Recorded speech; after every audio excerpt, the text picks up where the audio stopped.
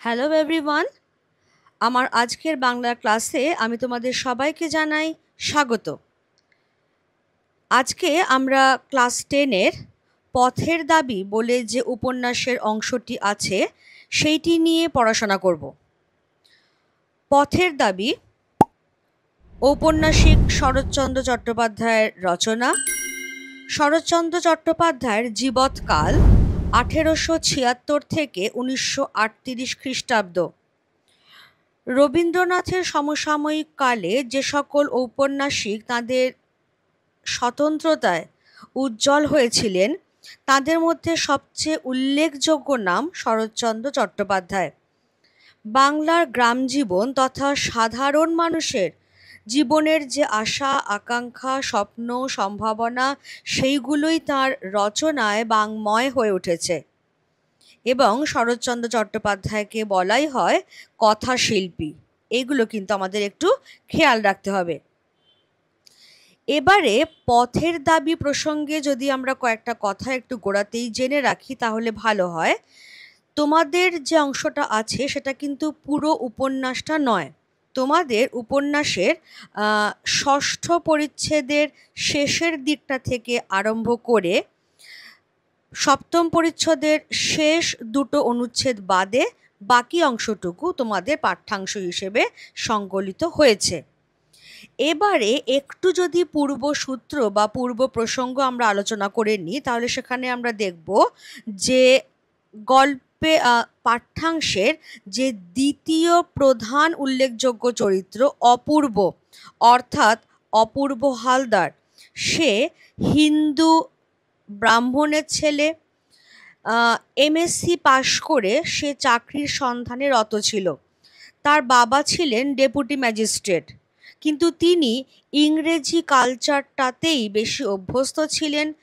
ইংরেজি সাংস্কৃতিক যে বিচার সেই সংস্কৃতি মনস্ক একজন মানুষ ছিলেন। অপূর্ব কিন্তু ঠিক তার বিপরীত। সে যেরকম হিন্দু সেরকম হিন্দু সংস্কার হিন্দু ধর্ম হিন্দু বিশ্বাস আঁকড়ে বাঁচতেই সে পছন্দ করত। এবার সে চাকরি পেল বর্মাতে, বোথা কোম্পানিতে। তার মা প্রথমটাতে একটু আপত্তি করেছিলেন, কিন্তু পরবর্তীকালে ছেলের ভবিষ্যতের কথা ভেবে তিনি তাকে বর্মা যাবার অনুমতি দেন। বর্মায় এসে যখন সে রেঙ্গুনের অফিসে যোগ দিল, রেঙ্গুনের পাশেই একটা বাড়িতে সে ভাড়া থাকতে শুরু করলো। এবার সেই বাড়ির ওপরতলায় যে খ্রিস্টান ভদ্রলোকটি ছিলেন তিনি রীতিমতো ভারতীয় বিদ্বেষী। ফলে তার সঙ্গে অপূর্বর ছোটোখাটো ঝামেলা ইত্যাদি চলতেই থাকতো। কিন্তু তার যে মেয়েটি, অর্থাৎ ওপরের তলায় যে খ্রিস্টান ভদ্রলোক থাকতেন তার নাম হচ্ছে জোসেফ সাহেব, এবং তার যে মেয়েটি তার নাম ভারতী, সেই মেয়েটি কিন্তু তার বাবার মতো ভারতীয় বিদ্বেষী নয়। ফলে তার সঙ্গে অপূর্বর একটা মোটামুটি বন্ধুত্বের সম্পর্ক গড়ে উঠল আস্তে আস্তে। এবার একদিন যখন অপূর্ব এবং তার পাচক অর্থাৎ রান্নার ঠাকুর তেওয়ারি, খেয়াল রাখতে হবে এই তেওয়ারি দেশ থেকে অপূর্বর সঙ্গেই এসেছিল, সে এবং অপূর্ব ওই বাড়িতেই ভাড়া থাকতো। তো একদিন যখন ঘটনাচক্রে অপূর্ব এবং তেওয়ারি কেউই বাড়িতে ছিল না, সেই সময়ই চোরেরা অপূর্বর বাড়িতে হানা দেয়। কিন্তু ওই যে ওপরতলার খ্রিশ্চান যে মেয়েটি ভারতী, তার তৎপরতায় চোরেরা খুব বেশি কিছু নিয়ে যেতে পারেনি, কেবল টাকা কড়িটুকুই শুধু তারা চুরি করে নিয়ে যেতে পেরেছে। এবার এই রকম অবস্থায় অপূর্ব যখন পরের দিন থানায় গেছে ডায়েরি করতে, খেয়াল রাখতে হবে অপূর্ব তখন রেঙ্গুনে কাজ করছে। রেঙ্গুন থানার পুলিশের যিনি বড়বাবু তার নাম হচ্ছে নিমাইবাবু, তিনি অপূর্বদের পূর্ব পরিচিত। এমনকি অপূর্বর বাবাই তার চাকরিটা করে দিয়েছিলেন। অপূর্ব শ্রদ্ধাবশত তাকে কাকা বলে ডাকত। এবার অপূর্ব তাহলে তার আগের দিন তার বাড়িতে যে চুরি ঘটে গেছে সেই চুরির ঘটনা জানাতেই সে থানায় এসেছে, এবং থানায় আসবার পর কী পরিস্থিতির সম্মুখীন সে হচ্ছে সেইটাই আমরা দেখব এবার পথের দাবি উপন্যাসের যে অংশটা তোমাদের পাঠ্য সেইখানে। তার আগে একটু তাহলে আমরা পথের দাবি প্রসঙ্গে দেখে নিচ্ছি যে মূল গ্রন্থ পথের দাবি যে উপন্যাস, প্রকাশকাল 1926 খ্রিস্টাব্দ, এবং খেয়াল রাখতে হবে এটি একটি রাজনৈতিক উপন্যাস। এবং আরও একটু জেনে রাখো যে ভারতীয় বিপ্লবীদের প্রতি পক্ষপাতমূলক আচরণ করা হয়েছে এই উপন্যাসে। এই দাবি জানিয়ে ব্রিটিশ সরকার কিন্তু একসময় বইটা বাজেয়াপ্ত করেছিল, ব্যান করে দিয়েছিল। কেমন? এবারে তাহলে আমরা সরাসরি টেক্সটে প্রবেশ করছি। সেখানে কি বলা হচ্ছে দেখো, পুলিশ স্টেশনে প্রবেশ করিয়া দেখা গেল সম্মুখের হলঘরে জন ছয়েক বাঙালি। এইগুলো আমাদের একটু খেয়াল রাখতে হবে, কারণ তোমাদের তো এমসিকিউ এসএকিউ 3 নম্বরের কোয়েশ্চেন, 5 নম্বরের কোয়েশ্চেন সবই থাকবে। এবার এমসিকিউ এসএকিউ যত তুমি খুঁটিয়ে টেক্সট পড়বে তত ভালোভাবে উত্তর করতে পারবে। সেই জন্য আমি পড়তে পড়তে দেখো পুরো টেক্সটটাই ইম্পর্ট্যান্ট, পুরো টেক্সটটাই ভালো করে পড়তে হবে, কিন্তু তার মধ্যে যে জায়গাগুলো সবচেয়ে গুছিয়ে আমাদের দেখতে হবে, সবচেয়ে ভালোভাবে আমাদের খেয়াল রাখতে হবে, সেইগুলোই কিন্তু আমি আন্ডারলাইন করছি। পুলিশ স্টেশনে প্রবেশ করিয়া দেখা গেল সম্মুখের হলঘরে জন ছয়েক বাঙালি মোটঘাট লইয়া বসিয়া আছে। জগদীশবাবু, খেয়াল রেখো ইনি কিন্তু থানার যে দ্বিতীয় অফিসার, অর্থাৎ যাকে আমরা মেজবাবু বলে থাকি। বড়বাবু হচ্ছেন থানার যিনি ওসি, আর যিনি সেকেন্ড অফিসার তাদের কি বলা হয়? মেজবাবু। তাহলে জগদীশবাবু হচ্ছেন সেই মেজবাবু। কেমন? জগদীশবাবু ইতিমধ্যেই তাহাদের টিনের তোরঙ্গ ও ছোট বড় পুঁটলি খুলিয়া তদারক শুরু করিয়া দিয়াছেন। শুধু যে লোকটির প্রতি তাহার অত্যন্ত সন্দেহ হইয়াছে তাহাকে আর একটা ঘরে আটকাইয়া রাখা হইয়াছে। ইহারা সকলেই উত্তর ব্রহ্মে বর্মা অয়েল কোম্পানির তেলের খনির কারখানায় মিস্ত্রির কাজ করিতেছিল। সেখানের জল হাওয়া সহ্য না হওয়ায় চাকরির উদ্দেশ্যে রেঙ্গুনে চলিয়া আসিয়াছে। ইহাদের নাম ধাম ও বিবরণ লইয়া ও সঙ্গের জিনিসপত্রের পরীক্ষা করিয়া ছাড়িয়া দেওয়া হইলে পলিটিক্যাল সাসপেক্ট কথাটার অর্থ হচ্ছে রাজনৈতিক সন্দেহভাজন ব্যক্তি। পলিটিক্যাল সাসপেক্ট সব্যসাচী মল্লিককে নিমাইবাবুর সম্মুখে হাজির করা হইল।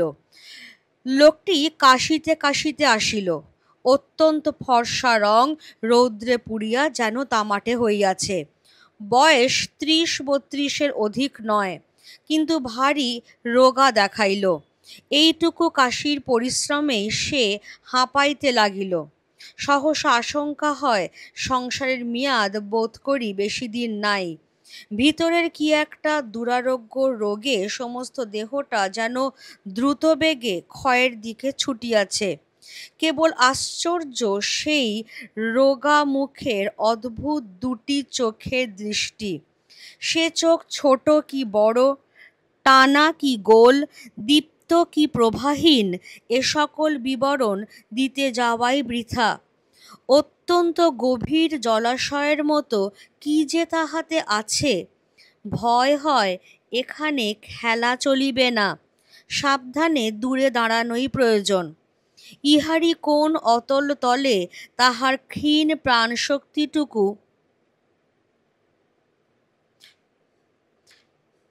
লুকানো আছে। খেয়াল করো পরের লাইনটা, মৃত্যুও সেখানে প্রবেশ করিতে সাহস করে না, কেবল এই জন্যেই যেন সে আজও বাঁচিয়া আছে। অপূর্ব মুগ্ধ হইয়া সেই দিকে চাহিয়াছিল। সহসা নিমাইবাবু তাহার বেশভূষার বাহার ও পারিপাট্যের প্রতি অপূর্ব দৃষ্টি আকর্ষণ করিয়া সহাস্যে কহিলেন, বাবুটির স্বাস্থ্য গেছে, কিন্তু শখ 16 আনাই বজায় আছে, তা স্বীকার করতে হবে। কি বলো অপূর্ব? তাহলে এই পর্যন্ত আমরা কি পেলাম? এই পর্যন্ত আমরা যেটা পেলাম সেটা হচ্ছে যে অপূর্ব পুলিশ স্টেশনে এসেছে, আগের দিন তার বাড়িতে যে চুরির ঘটনাটা ঘটে গেছে সেইটা সম্পর্কে থানায় একটা রিপোর্ট সে দায়ের করবে। এই রকম অবস্থায় সে ঢুকেই দেখছে সামনের যে বড় হলঘরটা আছে সেখানে জনা ছয়েক, অর্থাৎ 6জন বাঙালি তাদের মোট ঘাট সমস্ত নিয়ে বসে আছে, জিনিসপত্র সব নিয়ে বসে আছে। এবং এরা কারা? এরা সকলেই হচ্ছে মিস্ত্রি। এরা উত্তর ব্রহ্মে, অর্থাৎ বর্মা দেশের যে উত্তরাঞ্চল সেই উত্তর ব্রহ্মে এরা বর্মা অয়েল কোম্পানির কারখানায় যে তেলের খনি আছে সেখানে তারা মিস্ত্রির কাজ করছিল। কিন্তু সেখানকার জল হাওয়া সহ্য না হওয়ায় তারা জাহাজে করে পাড়ি দিয়েছে এবং এসে পৌঁছেছে রেঙ্গুনে চাকরির উদ্দেশ্যে। এবার ব্রিটিশ পুলিশ তো বটেই, এবং ব্রিটিশ পুলিশের অধীনে চাকরি করা এদেশীয় পুলিশরাও তখন বিপ্লবীদের নিয়ে ভীষণভাবে সতর্ক এবং সাবধানী, যাতে কোনো বিপ্লবী তাদের চোখ এড়িয়ে যেতে না পারে। বিশেষ করে একজন বিপ্লবী রয়েছেন, তার নাম সব্যসাচী মল্লিক। তোমরা এর পরেই তার সম্পর্কে পাবে যে বিলেতের ডাক্তার উপাধিধারী এই মানুষটি। সুতরাং শিক্ষিত, জ্ঞানী, বিদ্বান, অভিজাত এই মানুষটি তার গৃহসুখ, আত্মীয় পরিজনের সান্নিধ্য সমস্ত কিছু পরিত্যাগ করে বিভিন্ন রকমের ছদ্মবেশ ধারণ করে পুলিশের হাত এড়িয়ে এক দেশ থেকে আরেক দেশে ছুটে বেড়াচ্ছেন কেবলমাত্র শক্তি সংগ্রহের জন্য, যাতে তিনি তার দেশমাতৃকাকে এবং তার দেশে তার মা ভাই বোনেদের মতো আরও যারা দিনের পর দিন এই পরাধীনতার যন্ত্রণা ভোগ করছে তাদেরকে সেই জ্বালা যন্ত্রণা থেকে তিনি মুক্তি দিতে পারেন। এটাই তার জীবনের একমাত্র লক্ষ্য। পুলিশের কাছেও খবর আছে যে সব্যসাচী মল্লিক ইতিমধ্যেই বর্মায় এসে পৌঁছেছে। সেই জন্যেই জাহাজঘাট থেকে ধরে আনা কয়েকজন সন্দেহভাজন ব্যক্তিকে থানায় রাখা হয়েছে।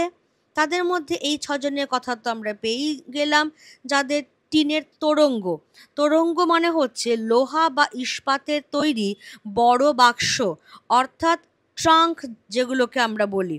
তাহলে এদের সঙ্গে বিছানা পত্র, ট্রাঙ্ক ইত্যাদি সমস্ত কিছুই আছে। জগদীশবাবু ইতিমধ্যেই সেগুলো সব তদারক করে দেখে নিয়েছেন যে সন্দেহজনক কিছু নেই, এবং তাদের নাম ধাম যাবতীয় বিবরণ সমস্ত কিছুই তাদের খাতায় নোট করা হয়ে গেছে।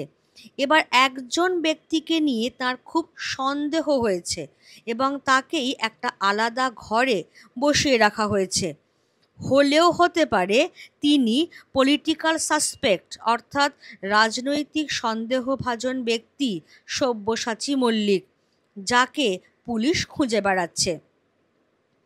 এবার এই 6জনের খানা তল্লাশি শেষ হয়ে যাবার পর তাদেরকে ছেড়ে দেওয়া হলো, এবং তখন থানার বড়বাবুর নাম তোমরা পেয়ে গেছো অলরেডি, তার নাম হচ্ছে নিমাইবাবু। তার সামনে সেই অত্যন্ত সন্দেহভাজন ব্যক্তিকে আনা হলো। খেয়াল করো, এই সবটাই কিন্তু সামনে থেকে দাঁড়িয়ে দাঁড়িয়ে দেখছে অপূর্ব। এবার এই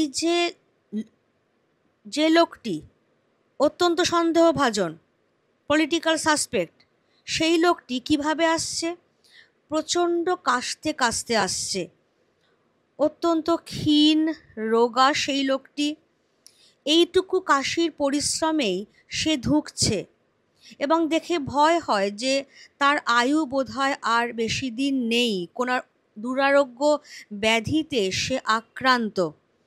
কিন্তু অপূর্বর চোখে তার এই যে ক্ষীণজীবী শরীর বা তার এই যে কাশি বা কাশির দমকে তার এই যে পরিশ্রান্ত ভাব, এটা ছাপিয়ে অপূর্বর দৃষ্টি আকর্ষণ করছে ওই লোকটির রোগা মুখের অদ্ভুত চোখের দৃষ্টি।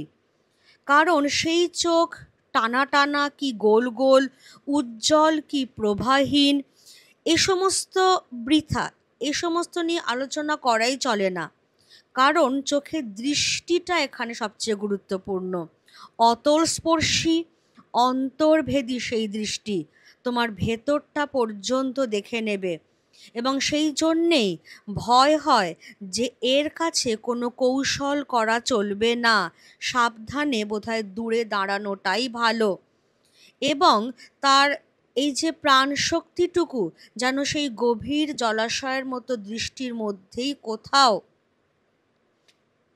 লুকিয়ে আছে, এবং সেই জন্যেই সে আজও পর্যন্ত বেঁচে রয়েছে। কারণ সেই গভীর জলাশয়ের মতো দৃষ্টির সামনে মৃত্যুও বোধহয় প্রবেশ করতে সাহস করে না। এবার এই রকম একটা মানুষ, যে কিনা সামান্য একটা তেলের খনির মিস্ত্রি, তার চোখের এই রকম অদ্ভুত দৃষ্টি কি করে হয়, এই রকম অতলস্পর্শী অন্তর্ভেদী দৃষ্টি কিভাবে হয়, অপূর্ব সেইটাই ভাবছিল এবং মুগ্ধ হয়ে সেই চোখের দৃষ্টির দিকেই তাকিয়েছিল। এমন সময় থানার বড়বাবুর কথায় সে সচেতন হলো, তার সম্বিত ফিরল। থানার বড়বাবু তিনি সহাস্যে ওই রোগা লোকটির পোশাক পরিচ্ছদ এবং তার উৎকট সাজ পোশাকের দিকে অপূর্ব দৃষ্টি আকর্ষণ করে কি বলছেন, বাবুটির স্বাস্থ্য গেছে কিন্তু শখ 16 আনায় বজায় আছে, তা স্বীকার করতে হবে। তুমি কি বলো অপূর্ব? এই কথায় এতক্ষণে অপূর্ব তাহার পরিচ্ছদের প্রতি দৃষ্টিপাত করিয়া মুখ ফিরাইয়া হাসি গোপন করিল। হাসি গোপন করিল কেন? কারণ সে যখন থানার বড়বাবুর সঙ্গে কথা বলছে, সুতরাং তারও একটা মান সম্মান ইত্যাদি আছে। বিশেষ করে যে সামনে আছে, যাকে রাজনৈতিক সন্দেহভাজন অপরাধী হিসেবে ধরে আনা হয়েছে, তার সামনে যাতে সেই মান সম্মানটুকু না থাকে, পুলিশকে যাতে সে শ্রদ্ধা ভক্তি করে, সেই জন্যেই অপূর্ব তার সামনেই হাসতে পারছে না। কিন্তু তার উৎকট বিচিত্র সাজ পোশাক দেখে অপূর্ব হাসি চাপতেও পারছে না, সে মুখ ফিরিয়ে হাসি গোপন করছে। এইবার খেয়াল করো তার সাজ পোশাকের বিবরণটা কেমন। ভীষণ ভালোভাবে খেয়াল করতে হবে, কারণ যে লাইনটা আমি এইমাত্র আন্ডারলাইন করলাম এবং এখন টিক মার্কও করছি, সেই লাইনটা তুলে মানে কোয়েশ্চেন আসে না এমন নয়। তাহলে এবার আমরা পুরো ব্র্যাকেট শুরু করলাম। তাহার মাথার সম্মুখ দিকে বড় বড় চুল, কিন্তু ঘাড় ও কানের দিকে নাই বলিলেই চলে এমনই ছোট করিয়া ছাঁটা। মাথায় চেরা সিথি, অপর্যাপ্ত তৈলনিষিক্ত কঠিন রুগ্ন কেশ হইতে নিদারুণ নেবুর তেলের গন্ধে ঘর ভরিয়া উঠিয়াছে। গায়ে জাপানি সিল্কের রামধনু রঙের চুড়িদার পাঞ্জাবি, তাহার বুক পকেট হইতে বাঘ আঁকা একটা রুমালের কিয়দংশ মানে কিছুটা অংশ দেখা যাইতেছে। উত্তরীয়ের কোনো বালাই নাই।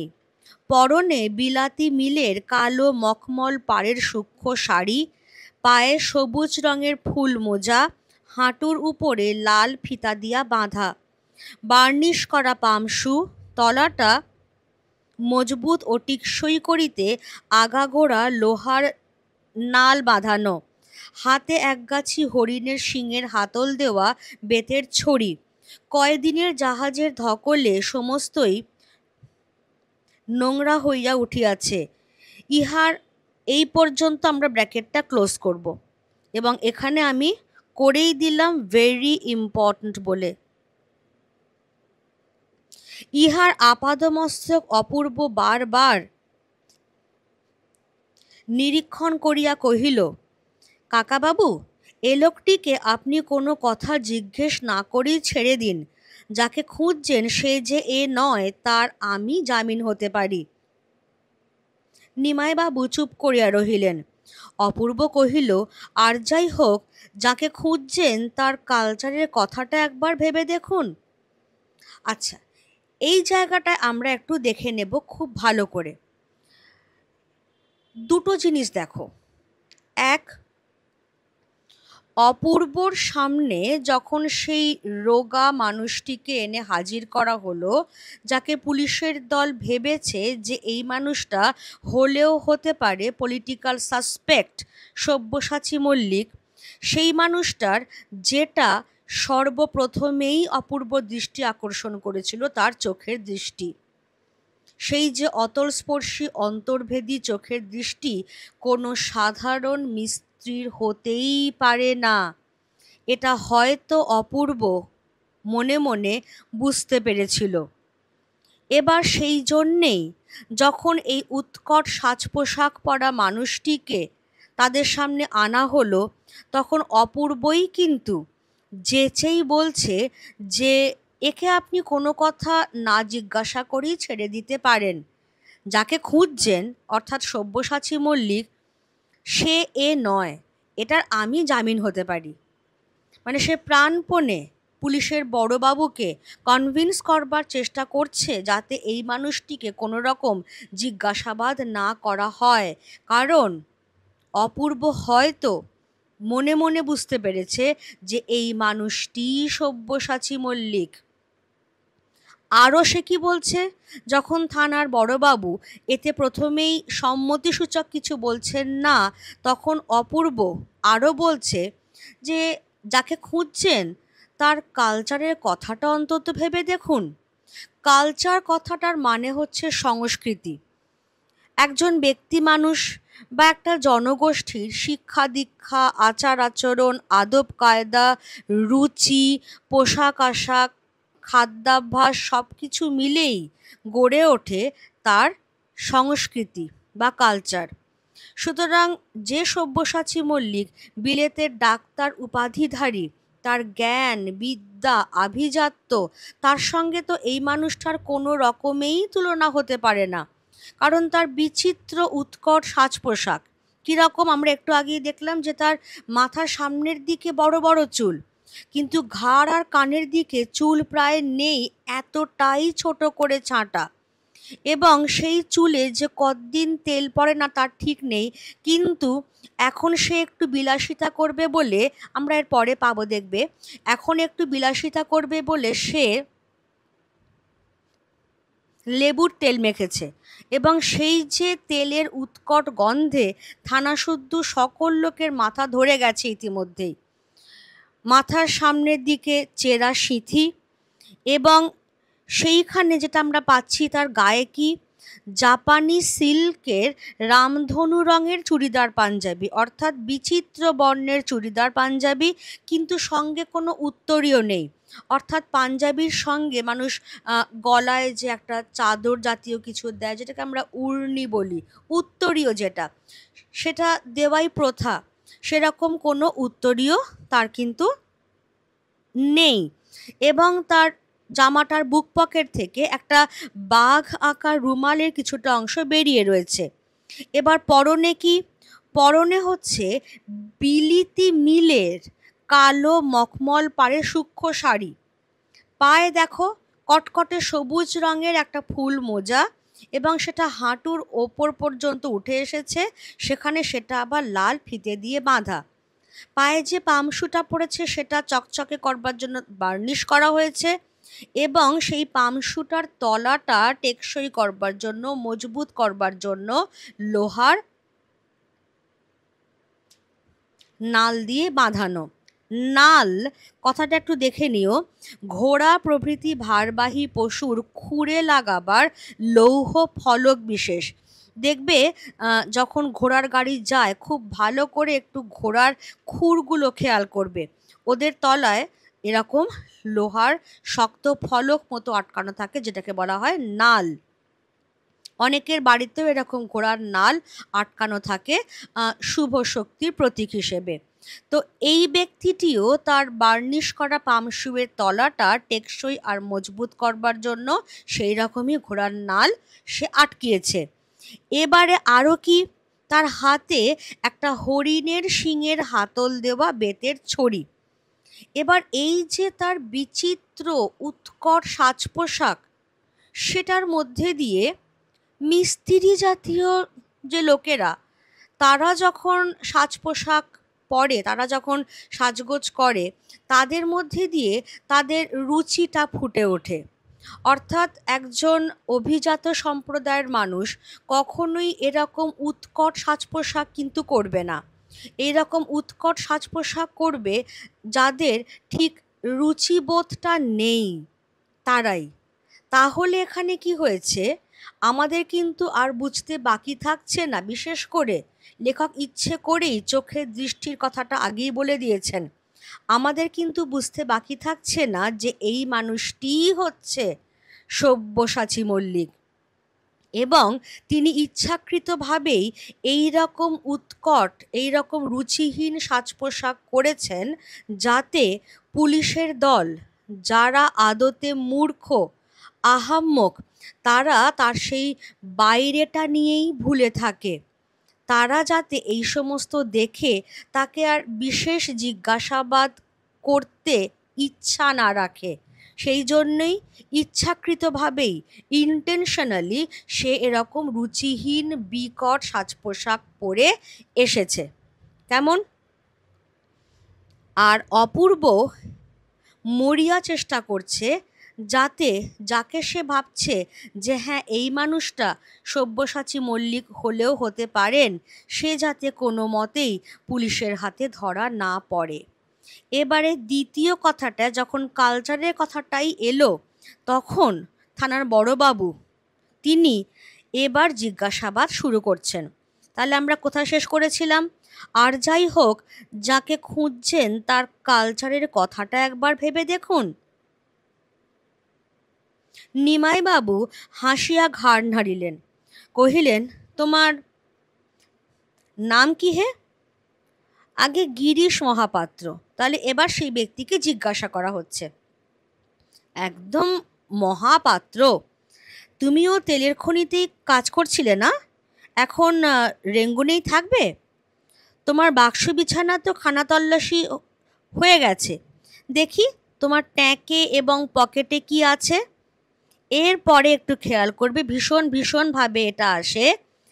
তাহার ট্যাঁক হইতে, ট্যাঁক কথাটা আমি এখানে করেই দিয়েছি, কোমরের কাপড়, অর্থাৎ ধুতি পরুক বা পাজামাই পরুক, যে ব্যক্তি যেটাই পরছে, আগেকার দিনে খুব ছিল, কোমরের কাছে কাপড়ের মধ্যে টাকা পয়সা ইত্যাদি মূল্যবান জিনিস তারা গুঁজে রাখত, ওইটা কি বলা হয়? ট্যাঁক। তাহার ট্যাঁক হইতে একটি টাকা ও গন্ডা 6 পয়সা বাহির হইল। পকেট হইতে একটা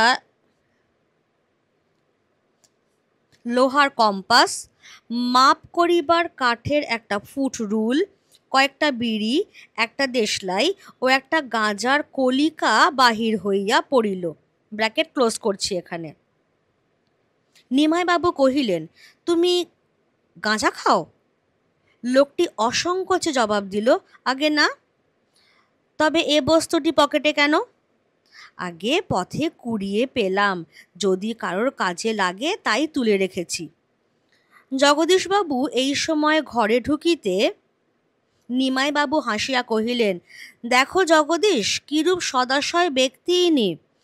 যদি কারোর কাজে লাগে তাই গাঁজার কলকেটি কুড়িয়ে পকেটে রেখেছেন।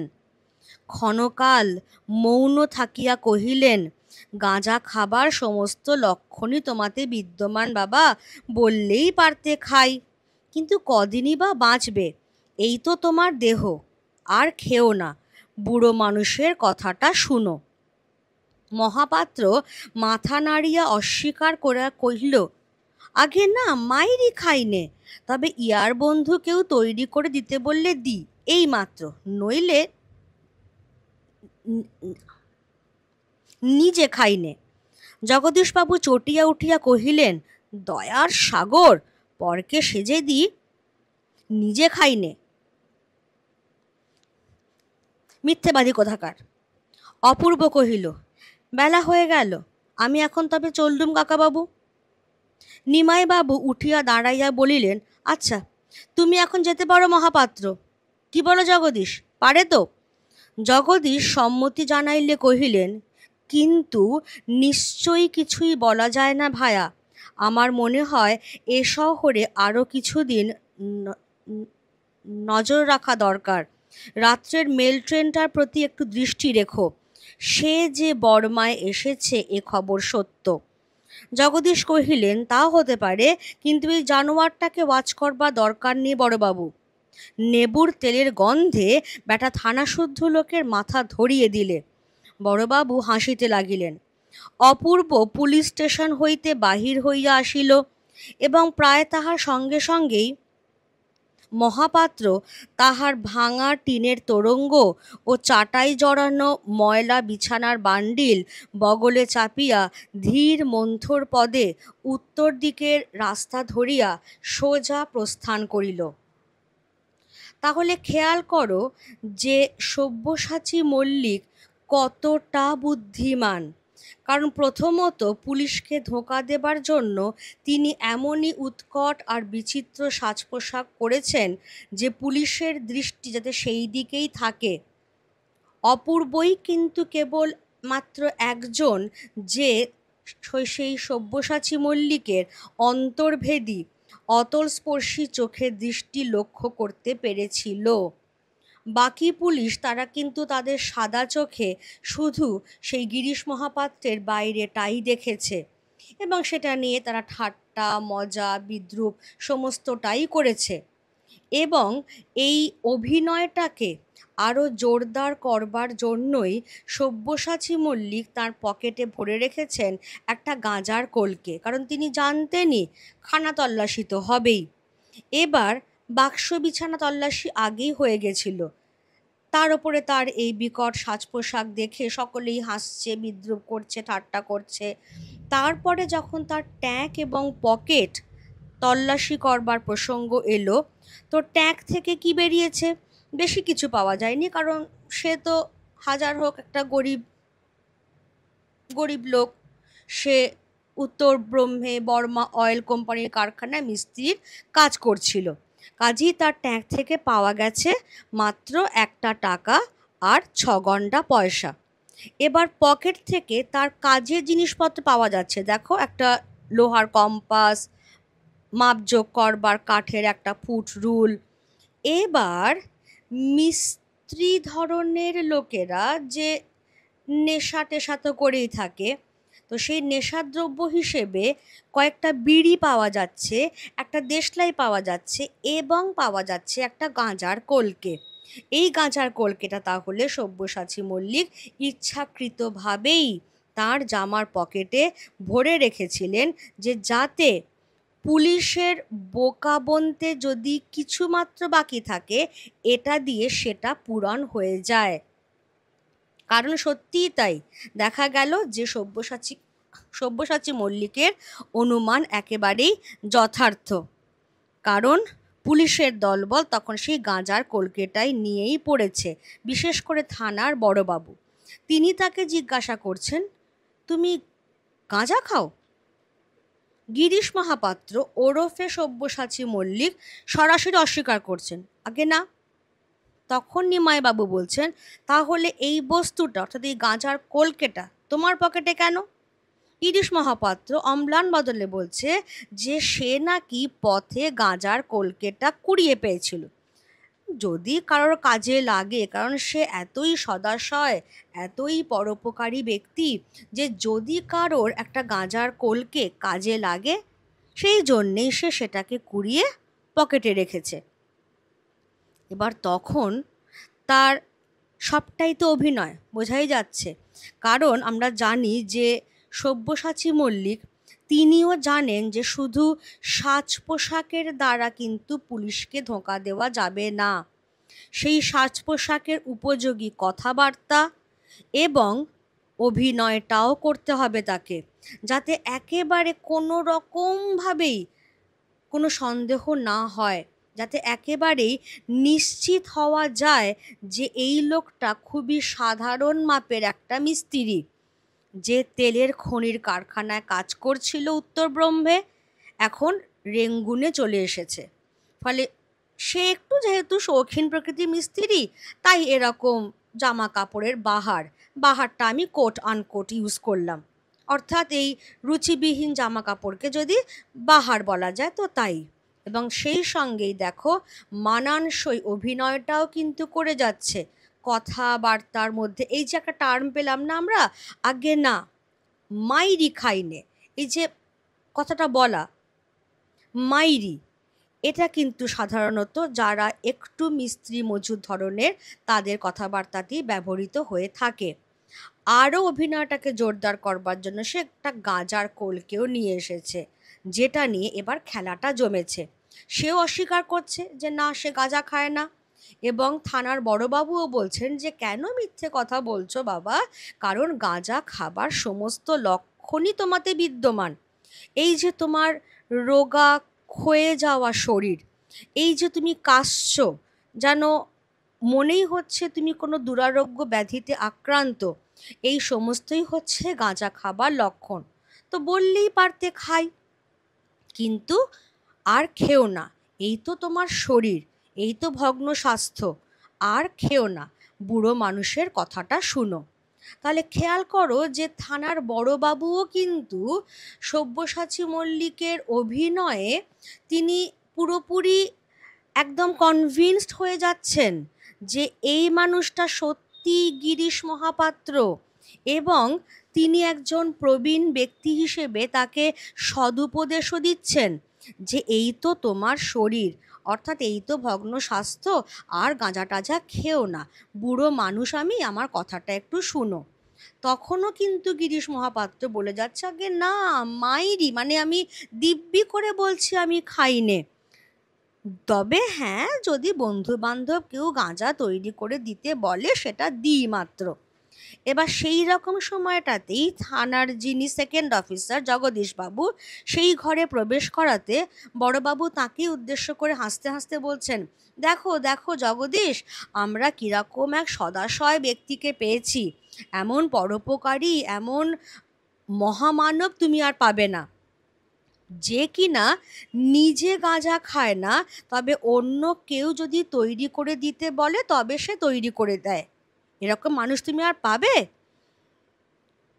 এবার জগদীশবাবু এই লোকটার ওপরে চটেই ছিলেন একটাই কারণে, ওই যে বললাম মাথার তেল, সেই যে লেবুর তেলের গন্ধে থানাশুদ্ধ লোকের মাথা ধরে গেছে। তো এবার এই যে গিরিশ মহাপাত্র বানিয়ে বানিয়ে বলছে, অর্থাৎ বোঝাই যাচ্ছে লোকটা গাঁজা খায়, তাও বানিয়ে বানিয়ে বলছে, এতে তিনি আরও চটে গেলেন। চটে গিয়ে বললেন যে দয়ার সাগর এসছে আমার, পরকে সেজে দিই, আমি খাই না, একেবারে মিথ্যেবাদী কোথাকার। তো অপূর্ব দাঁড়িয়ে দাঁড়িয়ে এতক্ষণ পুলিশের এই সমস্ত নাটক দেখছিল, আর তার ধৈর্যে কুলোলো না, কারণ সে দেখছে যে যা চলেছে তাতে আজকে অন্তত থানায় রিপোর্ট করা সম্ভবই নয়, এরা এখন এসব নিয়েই থাকবে। সে তখন বলছে যে ঠিক আছে কাকাবাবু, আমি তাহলে আজকে আসি, অনেকটা বেলাও হয়ে গেল। এবার বড়বাবু তখন গিরিশ মহাপাত্রকে বলছেন, ঠিক আছে মহাপাত্র, তুমিও তাহলে যেতে পারো। জগদীশবাবুকে সাক্ষী মেনে বলছেন, কি বলো হে, যেতে পারে তো? তবে হ্যাঁ, একটা দিকে একটু খেয়াল রেখো যে এই শহরটাকে আরও কিছু দিন ওয়াচে রাখতে হবে, বিশেষ করে আজকে রাত্রিবেলায় যে মেল ট্রেনটা ঢুকছে সেটার দিকে একটু বিশেষ নজর দিও, কারণ সে যে বর্মায় এসেছে এ খবর সত্যি, সে মানে হচ্ছে সব্যসাচী মল্লিক। জগদীশবাবু তাঁর কথায় সম্মতি জানিয়ে বলছেন, সে না হয় আমরা রাখবো, কিন্তু এখন এই জানোয়ারটাকে, জানোয়ার বলতে ওই গিরিশ মহাপাত্রকে বোঝানো হচ্ছে যে এখন এই জানোয়ারটাকে আর ওয়াচ করবার দরকার নেই বড়বাবু, ছেড়ে দিন এটাকে, কারণ বেটা তার মাথার ওই লেবুর তেলের গন্ধে থানাশুদ্ধ লোকের মাথা ধরিয়ে ছেড়েছে। তো সেই কথায় থানার বড়বাবু হাসতে লাগলেন। অপূর্ব সেখান থেকে বেরিয়ে এলো এবং অপূর্ব বেরোবার সঙ্গে সঙ্গেই দেখা গেল যে গিরিশ মহাপাত্র তার সেই ভাঙা টিনের ট্রাঙ্ক এবং চাটাই জড়ানো ময়লা বিছানার বান্ডিল বগলে চেপে ধীর গতিতে মন্থর পায়ে সে উত্তর দিকের রাস্তা ধরে সোজা হাঁটা লাগালো। খেয়াল করবে যে থানা থেকে বেরিয়েও কিন্তু সব্যসাচী মল্লিক তার সেই ধীর গতি, তার সেই কাশি সমস্তটাই কিন্তু বজায় রাখছেন, কারণ তিনি জানেন যে থানা থেকে বেরিয়ে আসা মানেই পুলিশের চোখ এড়িয়ে যাওয়া নয়, কেউ না কেউ তো ঠিকই দেখছে, সেজন্য তাকে অভিনয়টা চালিয়ে যেতে হবে। বেশ, তাহলে রাজনৈতিক সন্দেহভাজন ব্যক্তিকে খোঁজবার জন্য ব্রিটিশ সরকার এবং ব্রিটিশ সরকারের অধীনস্থ এদেশীয় পুলিশ তারা একেবারে দিন রাত এক করে দিয়েছে, অথচ তাদের চোখে ধুলো দিয়ে সব্যসাচী মল্লিক তার অসাধারণ অভিনয় দক্ষতা এবং বুদ্ধিমানতার সঙ্গে থানা থেকে বেরিয়ে আসতে পারলেন। এবার কি হচ্ছে? আশ্চর্য এই যে এত বড় সব্যসাচী ধরা পড়িল না, কোনো দুর্ঘটনা ঘটিল না, এমন সৌভাগ্যকেও অপূর্বর মন যেন গ্রাহ্যই করিল না। বাসায় ফিরিয়া দাড়ি গোঁফ কামানো হইতে শুরু করিয়া সন্ধ্যাহ্নিক কথাটার অর্থ হচ্ছে সন্ধ্যাকালীন, অর্থাৎ সায়ংকালীন যে ঈশ্বরের উপাসনা। সন্ধ্যাহ্নিক, স্নানাহার, পোশাক পরা, আপিস যাওয়া প্রভৃতি নিত্য কাজগুলায় বাধা পাইল না সত্য, কিন্তু ঠিক কি যে সে ভাবিতে লাগিল তাহার নির্দেশ নাই, অথচ চোখ, কান ও বুদ্ধি তাহার সাংসারিক সকল ব্যাপার হইতে একেবারে যেন বিচ্ছিন্ন হইয়া কোনো এক অদৃষ্ট অপরিজ্ঞাত রাজবিদ্রোহীর চিন্তাতেই ধ্যানস্থ হইয়া রহিল। এই অত্যন্ত অন্যমনস্কতা তলওয়ারকর, পুরো নাম আমরা খানিক পরেই পাব, রামদাস তলওয়ারকর। ইনি একজন মারাঠি ব্রাহ্মণ, অফিসে অপূর্বরই সহকর্মী, কাজ করতে করতে প্রায় বন্ধুস্থানীয়ই হয়ে গেছেন। এই অত্যন্ত অন্যমনস্কতা তলওয়ারকর লক্ষ্য করিয়া চিন্তিত মুখে জিজ্ঞাসা করিল, আজ বাড়ি থেকে কোনো চিঠি পেয়েছেন নাকি? কই না, বাড়ির খবর সব ভালো তো? অপূর্ব কিছু আশ্চর্য হইয়া কহিল, যতদূর জানি সবাই ভালোই তো আছেন। রামদাস আর কোনো প্রশ্ন করিল না। টিফিনের সময় উভয়ে একত্র বসিয়া জলযোগ করিত। রামদাসের স্ত্রী অপূর্বকে একদিন স্বনির্বন্ধ অনুরোধ করিয়াছিলেন, যতদিন তাহার মা কিংবা বাটির মানে হচ্ছে বাটির আর কোনো আত্মীয়া নারী এদেশে আসিয়া বাসার উপযুক্ত ব্যবস্থাদি না করেন, ততদিন এই ছোট বাহিনের হাতের তৈরি যৎসামান্য মিষ্টান্ন প্রত্যহ তাহাকে গ্রহণ করিতেই হইবে। অপূর্ব রাজি হইয়াছিল। আপিসের একজন ব্রাহ্মণ পিয়াদা এই সকল বহিয়া আনিত।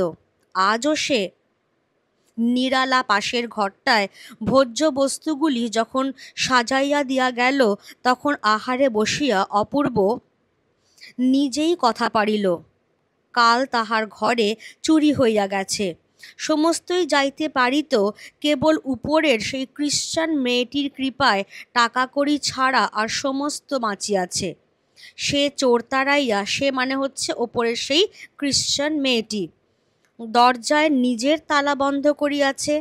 আমি বাসায় পৌঁছিলে চাবি খুলিয়া দিয়া অনাহুত আমার ঘরে ঢুকিয়া ছড়ানো জিনিসপত্র গুছাইয়া দিয়াছে।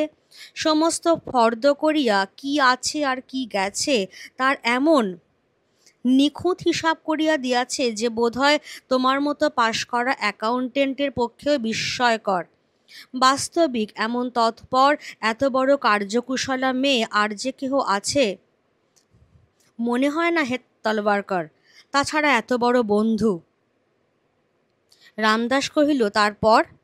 অপূর্ব বলিল, তেওয়ারি ঘরে ছিল না, বর্মা নাচ দেখতে ফয়ায় গিয়েছিল, ইত্যবসরে এই ব্যাপার। তার বিশ্বাস মানে সেই খ্রিশ্চান মেয়েটির বিশ্বাস, এ কাজ ও ছাড়া আর কেউ করেনি।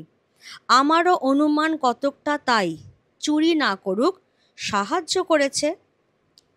তারপর তারপর সকালে গেলাম পুলিশে খবর দিতে, কিন্তু পুলিশের দল এমন কাণ্ড করলে, এমন তামাশা দেখালে যে ও কথা আর মনেই হলো না। এখন ভাবছি যা গেছে তা যাক, তাদের চোর ধরে দিয়ে আর কাজ নেই, তারা বরঞ্চ এমনই ধারা বিদ্রোহী ধরে ধরেই বেড়াক। এই বলিয়া তাহার গিরিশ মহাপাত্র ও তাহার পোশাক পরিচ্ছদের বাহার মনে পড়িয়া হঠাৎ হাসির ছটায় যেন দম আটকাইবার উপক্রম হইল। হাসি থামিলে সে বিজ্ঞান ও চিকিৎসা শাস্ত্রে অসাধারণ পারদর্শী বিলাতের ডাক্তার উপাধিধারী রাজশত্রু মহাপাত্রের স্বাস্থ্য, তাহার শিক্ষা ও রুচি, তাহার বলবীর্য, তাহার রামধনু রঙের জামা, সবুজ রঙের মোজা ও লোহার নাল ঠোকা পামসু, তাহার নেবুর তেলের গন্ধবিলাস, সর্বোপরি তাহার পরহিতায় মানে হচ্ছে পরের উপকারের জন্য গাঁজার কলিকাঠির আবিষ্কারের ইতিহাস সবিস্তারে বর্ণনা করিতে করিতে তাহার উৎকট হাসির বেগ কোনো মতে আর একবার সংবরণ করিয়া শেষে কহিল, তলওয়ারকর, মহা হুঁশিয়ার পুলিশের দলকে আজকের মতো নির্বোধ আহাম্মক হতে বোধ করি কেউ কখনো দেখেনি। অথচ গভর্নমেন্টের কত টাকাই না এরা বুনো হাঁসের পিছনে ছুটোছুটি করে অপব্যয় করলে। রামদাস হাসিয়া কহিল, কিন্তু বুনো হাঁস ধরাই যে এদের কাজ, আপনার চোর ধরে দেবার জন্যে এরা নেই। আচ্ছা, এরা কি আপনাদের বাংলাদেশের পুলিশ? অপূর্ব কহিল, হ্যাঁ। তাছাড়া আমার বড় লজ্জা এই যে এদের যিনি কর্তাটির নাম তোমাদের খেয়াল আছে নিশ্চয়ই, নিমাইবাবু। তিনি আমার আত্মীয়, আমার পিতার বন্ধু, বাবাই একদিন এর চাকরি করে দিয়েছিলেন। রামদাস কহিল, তাহলে আপনাকেই হয়তো আর একদিন তার প্রায়শ্চিত্ত করতে হবে। কিন্তু কথাটা বলিয়া ফেলিয়া সেই একটু অপ্রতিভ হইয়া চুপ করিল। আত্মীয়ের সম্বন্ধে এরূপ একটা মন্তব্য প্রকাশ করা হয়তো শোভন হয় নাই। অপূর্ব তাহার মুখের প্রতি চাহিয়া অর্থ বুঝিল, কিন্তু এই ধারণা যে সত্য নয় ইহাই সতেজে ব্যক্ত করিতে সে জোর করিয়া বলিল, আমি তাকে কাকা বলি, আমাদের তিনি আত্মীয় শুভাকাঙ্ক্ষী, কিন্তু তাই বলে আমার দেশের চেয়ে তো তিনি আপনার নন। বরঞ্চ যাকে তিনি দেশের টাকায় দেশের লোক দিয়ে শিকারের মতো তাড়া করে বেড়াচ্ছেন, তিনি ঢের বেশি আমার আপনার। রামদাস মুচকিয়া একটু হাসিয়া কহিল, বাবুজি, এসব কথা বলার দুঃখ আছে। তাহলে এই পর্যন্ত আমরা কি দেখলাম? দেখলাম এটাই যে সব্যসাচী মল্লিক ধরা পড়লেন না।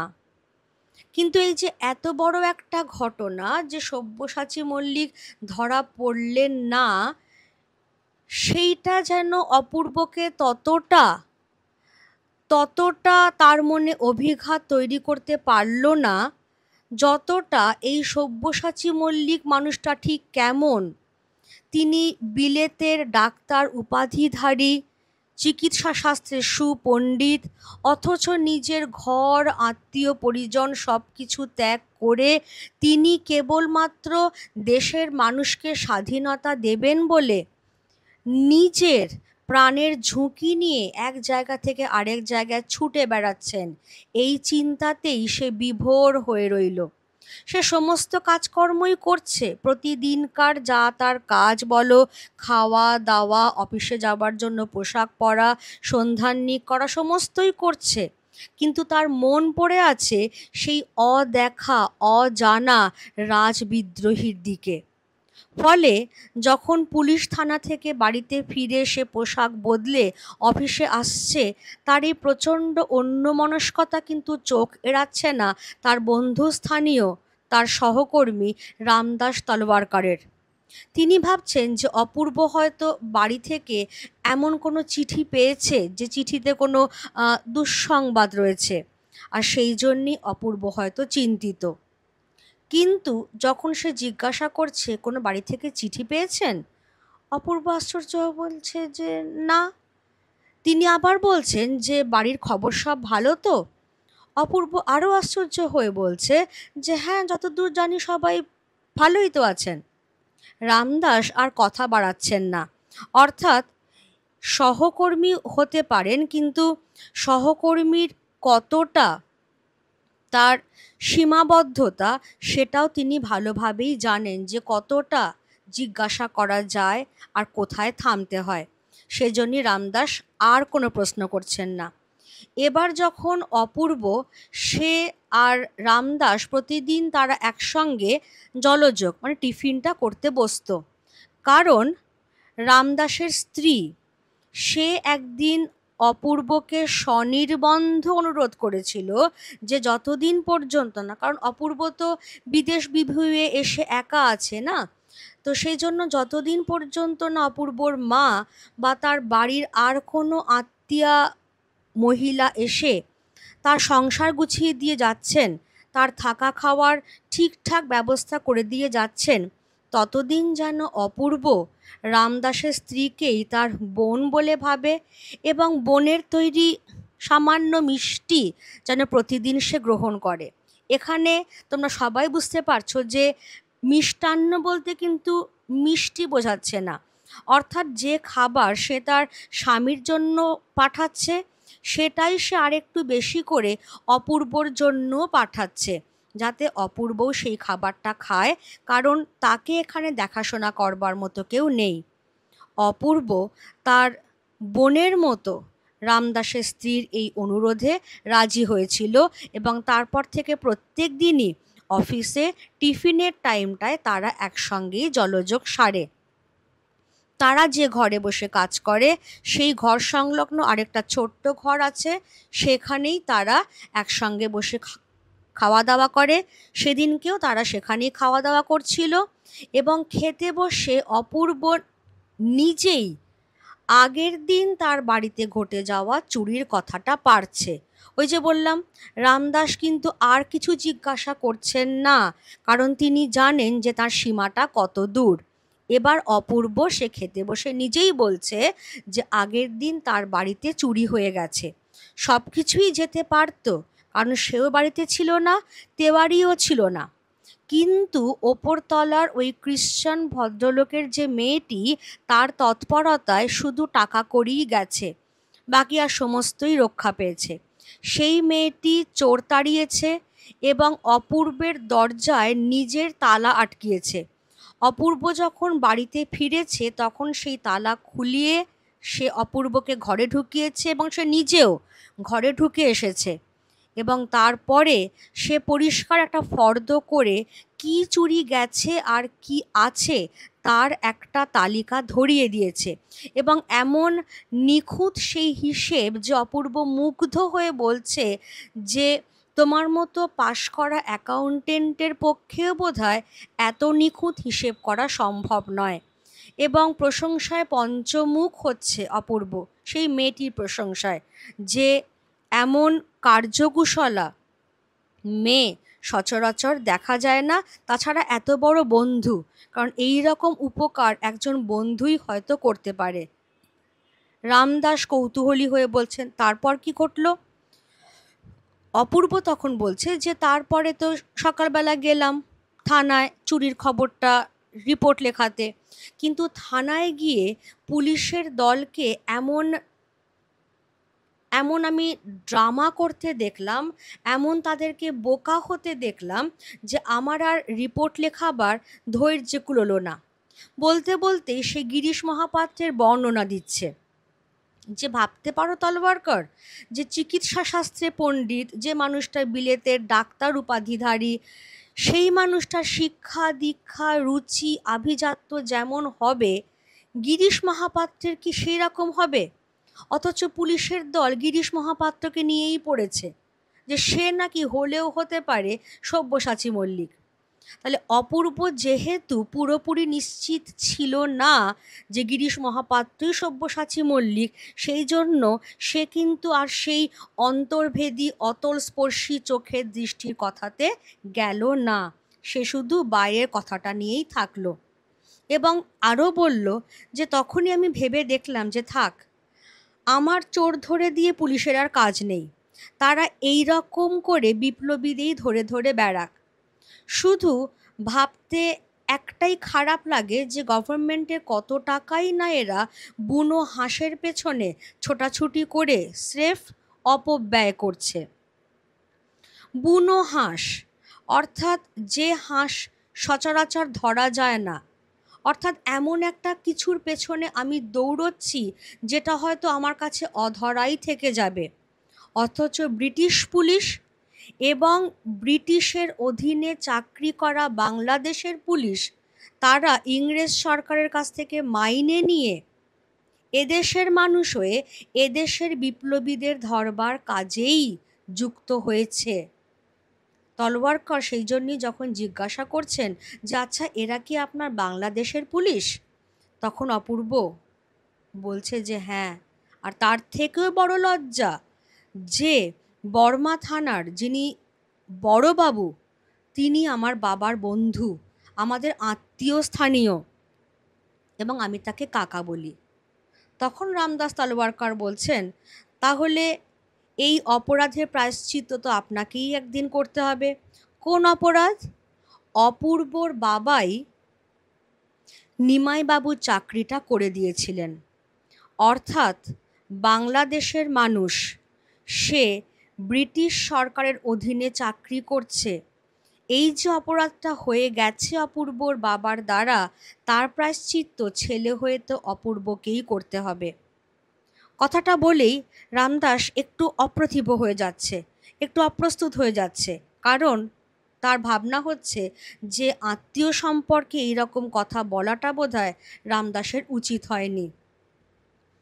অপূর্ব কিন্তু প্রাণপণে এইটা বোঝাবার চেষ্টা করছে এবার যে নিমাইবাবু হতে পারেন তাদের আত্মীয় স্থানীয়, হতে পারেন তাদের শুভাকাঙ্ক্ষী, হতে পারে যে অপূর্ব তাকে কাকা বলে ডাকে, কিন্তু সব্যসাচী মল্লিকের মতো মানুষ যারা নিজেদের গৃহসুখ আত্মীয় পরিজনের সান্নিধ্য পরিত্যাগ করে এদেশ ওদেশ ছুটে বেড়াচ্ছেন নিজেদের দেশকে স্বাধীন করবার জন্য, সেই মানুষটাই কিন্তু অপূর্বর কাছে সবচেয়ে বেশি নিজের লোক।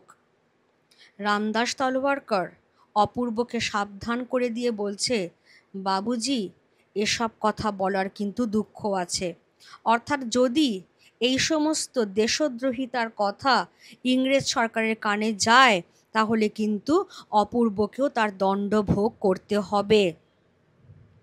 অপূর্ব কহিল থাকে তাই নেব, কিন্তু তাই বলে তলওয়ারকর শুধু কেবল আমাদের দেশে নয়, পৃথিবীর যে কোনো দেশে যে কোনো যুগে যে কেউ জন্মভূমিকে তার স্বাধীন করবার চেষ্টা করেছে তাকে আপনার নয় বলবার সাধ্য আর যার থাক আমার নেই। বলিতে বলিতে কণ্ঠস্বর তাহার তীক্ষ্ণ এবং চোখের দৃষ্টি প্রখর হইয়া উঠিল। মনে মনে বুঝিল কি কথায় কি কথা আসিয়া পড়িতেছে, কিন্তু সামলাইতে পারিল না। বলিল তোমার মতো সাহস আমার নেই, আমি ভীরু, কিন্তু তাই বলে অবিচারে দণ্ডভোগ করার অপমান আমাকে কম বাজে না রামদাস। বিনা দোষে, এই ঘটনাটা একটুখানি খেয়াল করতে হবে আমাদের, বিনা দোষে ফিরিঙ্গি ছোঁড়ারা আমাকে যখন লাথি মেরে প্ল্যাটফর্ম থেকে বার করে দিলে এবং এই অন্যায়ের প্রতিবাদ যখন করতে গেলাম তখন সাহেব স্টেশন মাস্টার কেবলমাত্র আমাকে দেশি লোক বলেই দেশের স্টেশন থেকে কুকুরের মতো দূর করে দিলে, তার লাঞ্ছনা এই কালো চামড়ার নিচে কম জলে না তলওয়ারকর। এমন তো নিত্য নিয়তই ঘটছে। আমার মা আমার ভাই বোনকে যারা এই সব সহস্র কোটি অত্যাচার থেকে উদ্ধার করতে চায় তাদের আপনার বলে ডাকবার যে দুঃখই থাক আমি আজ থেকে মাথায় তুলে নিলাম। রামদাসের সুশ্রী গৌরবর্ণ মুখ ক্ষণকালের জন্য আরক্ত হইয়া উঠিল। বলিল কই এ ঘটনা তো আমাকে বলেননি। অপূর্ব কহিল বলা কি সহজ রামদাস, হিন্দুস্থানের লোক সেখানে কম ছিল না, কিন্তু আমার অপমান কারোর গায়েই ঠেকল না এমনই তাদের অভ্যাস হয়ে গেছে। লাথির চোটে আমার যে হাড় পাঁজরা ভেঙে যায়নি, এই সুখবরই তারা সব খুশি হয়ে গেল। তোমাকে জানাবো কি, মনে হলে দুঃখে, লজ্জায়, ঘৃণায় নিজেই যেন মাটির সঙ্গে মিশিয়ে যাই। রামদাস চুপ করিয়া রহিল, কিন্তু তাহার দুই চোখ ছলছল করিয়া আসিল। সুমুখের ঘড়িতে ৩টা বাজিতে সে উঠিয়া দাঁড়াইল। বোধহয় কি একটা বলিতে গেল, কিন্তু কিছুই না বলিয়া হঠাৎ হাত বাড়াইয়া অপূর্বর ডান হাতটা টানিয়া লইয়া একটা চাপ দিয়া নিঃশব্দে নিজের ঘরে চলিয়া গেল। তাহলে আমরা এতক্ষণে একটা অন্তত কারণ খুঁজে পেলাম যে অপূর্ব কেন সব্যসাচী মল্লিককে নিয়ে এতটা চিন্তা করছে। কারণ অপূর্ব, সেও পরাধীনতার জ্বালা প্রতিদিন প্রতি পলে সহ্য করছে। সে বলছে, যখন তাকে রামদাস তলওয়ারকর সাবধান করে দিচ্ছেন যে দেশদ্রোহিতামূলক কথা বললে কিন্তু কপালে দণ্ডভোগের দুঃখ আছে, ইংরেজ সরকার কিন্তু তোমাকে ছেড়ে কথা বলবে না। অপূর্ব তখন বলল যে যে দণ্ডই ভোগ করতে হোক না কেন রামদাস, আমি সব রকম দণ্ড ভোগ করতে রাজি আছি। শুধু আজকে সব্যসাচী মল্লিক বলে নয়, পৃথিবীর যে দেশে যে কোনো লোক তারা তাদের দেশকে স্বাধীন করবার জন্য এইরকম মরিয়া চেষ্টা করছে, তাদেরকে আমি নিজের লোক বলে তো ডাকবই। তার জন্য যে দুঃখ ভোগ করতে হয়, যে দণ্ড ভোগ করতে হয়, আমি সমস্ত ভোগ করতে রাজি। বলতে বলতে গলা তার বুজে এলো এবং সে বুঝতে পারছে যে কি কথায় এসে পড়ছে, কিন্তু সে নিজেকে থামাতে পারছে না। সে তখন সেই ঘটনার কথা উল্লেখ করছে যেটা তার শুধু ব্যক্তিগত অপমান নয়, বরং জাতীয় অপমান। সে বলছে যে একবার স্টেশনে কয়েকটা ফিরিঙ্গি যুবক তাকে লাথি মেরে প্ল্যাটফর্ম থেকে বার করে দিয়েছে একমাত্র এই অপরাধে যে অপূর্ব দেশীয় লোক, ভারতীয়। এই অন্যায় অপরাধের যখন সে প্রতিকার চাইতে গেল স্টেশন মাস্টারের কাছে, তখন বিদেশি স্টেশন মাস্টার তাকে দূর দূর করে দেশি কুকুরের মতো তাদের দেশের স্টেশন থেকেই তাড়িয়ে দিল। এই অপমান কালো চামড়ার নিচে কম জ্বলে না। কালো চামড়া কেন? কারণ ইংরেজদের চোখে আমরা হচ্ছি নেটিভ, কৃষ্ণাঙ্গ, কালো চামড়ার লোক। সেই জন্যই অপূর্ব বলছে যে এই অপমান কালো চামড়ার নিচে কম জ্বলে না তলওয়ারকর। তলওয়ারকর তখন বলছেন যে কই, এই ঘটনা তো আমাকে আগে বলেননি। অপূর্ব বলছে, কি করে বলি বলো তো, এই অপমানের কথা কি বলা যায়? বরং এই অপমানের কথা যদি মনে হয় তাহলে দুঃখে, লজ্জায়, ঘৃণায় যেন মাটিতে মিশে যেতে ইচ্ছে করে। কারণ ভারতীয়রা সেখানে কম কেউ ছিল না, কিন্তু কেউ এই ঘটনার, এই অন্যায় লাঞ্ছনার প্রতিবাদটুকু করল না। কারণ দিনের পর দিন এই লাঞ্ছনা, এই অপমান সহ্য করতে করতে এটাই তাদের অভ্যেস হয়ে গেছে। বরং ওই ফিরিঙ্গি যুবকদের পদাঘাতে আমার যে হাড় পাঁজরা ভেঙে যায়নি, এতেই তারা খুশি। সুতরাং এই রকম অবস্থায় আমি আমার দেশে বিদেশি শাসকের দ্বারা শোষিত হব, অপমানিত হব, প্রহৃত হব, এইটা সহ্য করা যায় না। এবং এই অবস্থায় সব্যসাচী মল্লিকের মতো মানুষ আমাকে, আমার মা, ভাই, বোনকে, আরও সহস্র শত কোটি মানুষকে এই অপমানের জ্বালা থেকে মুক্ত করবার জন্য যখন ছুটে বেড়াচ্ছেন, তখন তিনিই আমার সবচেয়ে বেশি আপনার লোক। অপূর্বর এই কষ্ট, অপূর্বর এই ব্যথা তলওয়ারকরের মনে বেজেছে। ঠিক সেই সময় সামনের ঘড়িতে 3টে বাজছে, অর্থাৎ জলযোগের সময় শেষ, এবার আবার কাজে ফিরতে হবে। রামদাস উঠে পড়ছেন। কিছু একটা হয়তো বলতেন, কিন্তু কি বলবেন? কারণ এই রকম যন্ত্রণার কোনো সমবেদনা হয় না। সেই জন্য তার হাতটা ধরে শুধু সমবেদনা জানাচ্ছেন, বুঝিয়ে দিচ্ছেন যে আমি আপনার পাশে আছি। বলে তিনি ঘর থেকে বেরিয়ে যাচ্ছেন। সেই দিন বিকালে আপিসের ছুটি হইবার পূর্বে বড় সাহেব একখানা লম্বা টেলিগ্রাম হাতে অপূর্বর ঘরে ঢুকিয়া কহিলেন, আমাদের ভামর আপিসে কোনো শৃঙ্খলাই হচ্ছে না। ম্যান্ডালে, শোয়েবো, মিকথিলা এবং এদিকে প্রোম সবকটা আপিসেই গোলযোগ ঘটছে। আমার ইচ্ছা তুমি একবার সবগুলো দেখে আসো। আমার অবর্তমানে সমস্ত ভারী তো তোমার, একটা পরিচয় থাকা চাই। সুতরাং বেশি দেরি না করে কাল পরশু যদি একবার। অপূর্ব তৎক্ষণাৎ সম্মত হইয়া বলিল, আমি কালই বার হয়ে যেতে পারি। বস্তুত নানা কারণে রেঙ্গুনে তাহার আর এক মুহূর্ত মন টিকিতেছিল না। উপরন্তু এই সূত্রে দেশটাও একবার দেখা হইবে। অতএব যাওয়াই স্থির হইল এবং পরদিনই অপরাহ্ন মানে বিকেল বেলায় সুদূর ভামনগরের উদ্দেশ্যে যাত্রা করিয়া সে ট্রেনে চাপিয়া বসিল। সঙ্গে রহিল আরদালি এবং আপিসের একজন হিন্দুস্থানি ব্রাহ্মণ পেয়াদা। তেওয়ারি খবরদারির জন্য বাসাতেই রহিল। পাভাঙা সাহেব হাসপাতালে পড়িয়া, সুতরাং তেমন আর ভয় নাই। বিশেষত এই রেঙ্গুন শহরটা বরং সহিয়াছিল, কিন্তু আরও অজানা স্থানে পা বাড়াইবার তাহার প্রবৃত্তিই ছিল না। তলবারকর তেওয়ারির পিঠ ঠুকিয়া দিয়া সাহস দিয়া কহিল, তোমার চিন্তা নেই ঠাকুর, কোনো কিছু হলেই আপিসে গিয়ে আমাকে সংবাদ দিও। তাহলে যে দিন অপূর্ব রামদাস তলওয়ারকরের সঙ্গে তার ব্যক্তিগত যন্ত্রণার কথাগুলো ভাগাভাগি করে নিচ্ছে এবং তার সেই যন্ত্রণা, তার সেই মর্মবেদনা যখন তলওয়ারকরও বুঝতে পেরে তাকে সমবেদনা সূচক হাতে একটা স্পর্শ করছেন, হাতে চাপ দিচ্ছেন, সেই দিনই বিকেল বেলায় কি হচ্ছে, অপূর্বদের অফিসের বড়বাবু একটা বিশাল বড় টেলিগ্রাম নিয়ে অপূর্বর ঘরে এসে ঢুকছেন এবং বলছেন যে তাদের কোম্পানির বিভিন্ন জায়গায় যে অফিস আছে কোথায়ই কোনো শৃঙ্খলা নেই। সে ভামো হোক, ম্যান্ডালে হোক, মিকথিলা হোক, শোয়েবো হোক বা প্রোম, কোনো অফিসেই কোনো শৃঙ্খলা হচ্ছে না।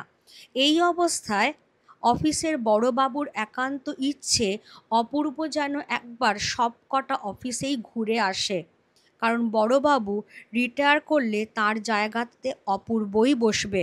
সুতরাং আগে থেকে সেই অফিসগুলো এবং তাদের কর্মচারীদের সঙ্গে অপূর্বর একটা প্রাথমিক চেনা জানা, একটা পরিচয় থাকা চাই।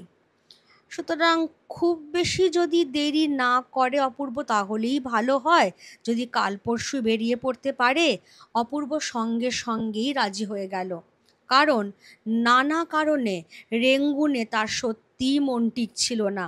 কারণ একে তো বিদেশি শাসকের দ্বারা অপমানিত, লাঞ্ছিত হবার যন্ত্রণা, তার ওপর সব্যসাচী মল্লিক মানুষটা কেমন, কোথায় গেলেন তিনি, এখন কি করছেন তিনি, এই সমস্ত কিছু নিয়ে অপূর্ব ঠিক আর রেঙ্গুনে মন বসাতে পারছে না। আর দ্বিতীয় কারণ হচ্ছে এই সূত্রে দেশটাও একবার ঘোরা হয়ে যাবে যে বর্মা দেশটা ঠিক কেমন। সেজন্য সে সঙ্গে সঙ্গেই রাজি হয়ে যাচ্ছে এবং পরের দিন বিকেল বেলাতেই ভামো যাবার জন্য সে ট্রেনে চেপে বসছে। তার সঙ্গে থাকছে তারই অফিসের দুজন, একজন হচ্ছে আরদালি, পিয়ন গোছের মানুষ, আরেকজন হচ্ছে একজন হিন্দুস্থানি ব্রাহ্মণ পেয়াদা। খেয়াল করো, অপূর্বর দেশ থেকে যে ঠাকুর তেওয়ারি এসেছিল সে কিন্তু অপূর্বর সঙ্গে ভামোতে গেল না, সে বাড়িতেই থাকলো। কারণ রেঙ্গুনের জল হাওয়াটা তবু সহ্য হয়েছে, আরও কোনো অচেনা অজানা জায়গায় পা বাড়াবার সাহস আর তার নেই। বিশেষ করে সে সুযোগটা আরও কি করে পাচ্ছে, অফিসের যিনি মালিক অর্থাৎ সাহেব মানুষটি, তিনি পা ভেঙে হাসপাতালে ভর্তি, ফলে তিনি এখন তো কিছু আর করতে পারবেন না।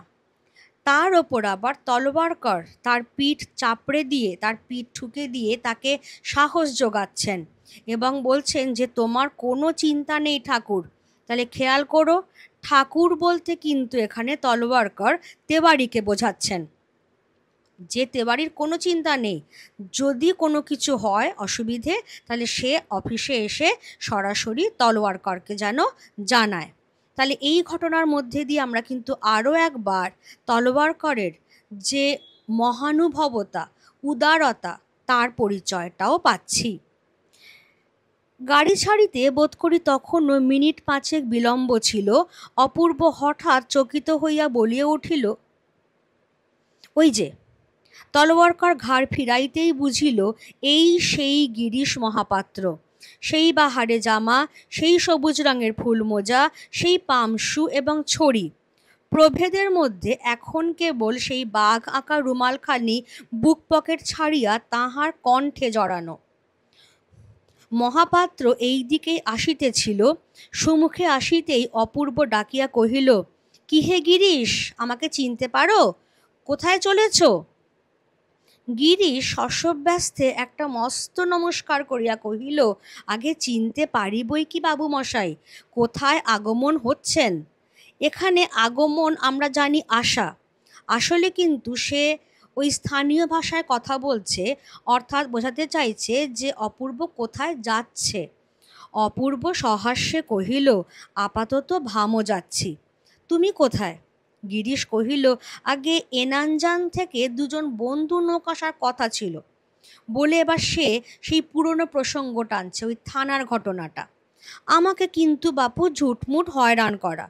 হ্যাঁ, আনে বটে কেউ কেউ আপিং সিদ্ধি নুকিয়ে, কিন্তু আমি বাবু ভারী ধর্মভীরু মানুষ, বলি কাজ কি বাপু জোচ্চুরিতে? কথায় বলে পরধর্ম ভয়াবয়, লল্লাটের লেখা তো খণ্ডাবে না। অপূর্ব হাসিয়া কহিল, আমারও তো তাই বিশ্বাস, কিন্তু তোমার বাপু একটা ভুল হয়েছে। আমি পুলিশের লোক নই, আফিম সিদ্ধির কোনো ধার ধারি নে, সেদিন কেবল তামাশা দেখতেই গিয়েছিলাম। তলওয়ারকর তীক্ষ্ণ দৃষ্টিতে তাহাকে দেখিতেছিল, তাহাকে মানে গিরিশ মহাপাত্রকে। কহিল, বাবুজি, मैंने तो आपको जरूर कहाँ देखा।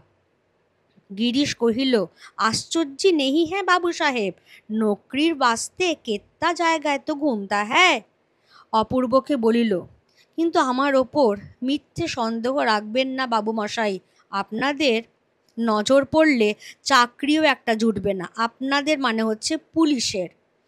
বামুনের ছেলে, বাংলা লেখাপড়া শাস্ত্র টাস্ত্র সবই কিছু কিছু শিখেছিলাম, কিন্তু এমন অদৃষ্ট যে। বাবুমশাই আপনারা? অপূর্ব কহিল, আমি ব্রাহ্মণ। আগে তাহলে নমস্কার, এখন তবে আসি বাবু সাহেব, রাম রাম। বলিতে বলিতে গিরিশ মহাপাত্র একটা উদ্গত কাশির বেগ সামলাইয়া লইয়া ব্যগ্রপদে সম্মুখের দিকে অগ্রসর হইয়া গেল।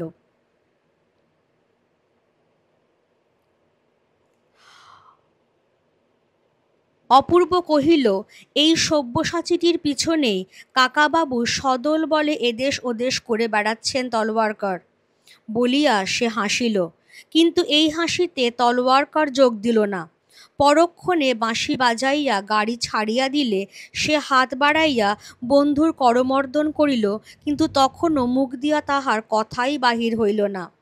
নানা কারণে অপূর্ব লক্ষ্য করিল না, কিন্তু করিলে দেখিতে পাইত এই মুহূর্তকালের মধ্যে রামদাসের প্রশস্ত উজ্জ্বল ললাটের উপরে যেন কোনো এক অদৃশ্য মেঘের ছায়া আসিয়া পড়িয়াছে, এবং সেই সুদূর দূরনিরীক্ষ লোকেই তাহার সমস্ত মনশ্চক্ষু একেবারে উধাও হইয়া গিয়াছে। তাহলে দ্বিতীয়বার অপূর্বর সঙ্গে গিরিশ মহাপাত্রর দেখা হচ্ছে রেল স্টেশনে। অপূর্বই সচকিত হয়ে রামদাসের দৃষ্টি আকর্ষণ করছে সেই দিকে।